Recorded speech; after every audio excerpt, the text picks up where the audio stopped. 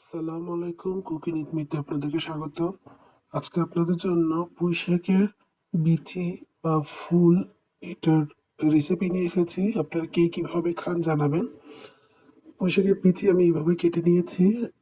একটা হাঁড়িতে সরষের তেল দিয়ে পেঁয়াজ কাঁচামরিচ ভালো করে ভেজে এখানে আমি জিরে গুঁড়ো দিয়েছি, রসুনের পেস্ট দিচ্ছি 2 চামচ, লবণ দিয়েছি 1.5 চামচ।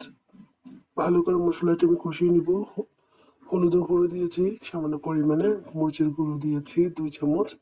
দিয়ে ভালো করে মশলাটি কষিয়ে আমি চিংড়ি মাছ দিয়ে দিয়েছি এবং মসুর ডাল দিয়ে দিয়েছি। আমি এটা খেতে কেমন লাগে আপনারা জানাবেন।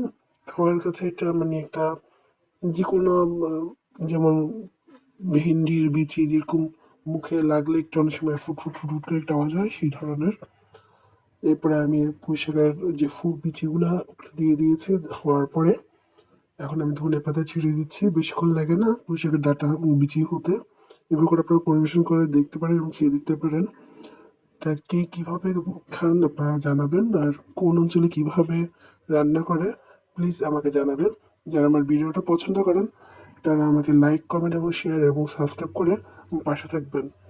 আমার ইউটিউব চ্যানেল এবং ফেসবুক, আমার ইনস্টাগ্রামে আপনারা ফলো দিয়ে পাশে থাকবেন। ধন্যবাদ সবাইকে। আসসালামু আলাইকুম।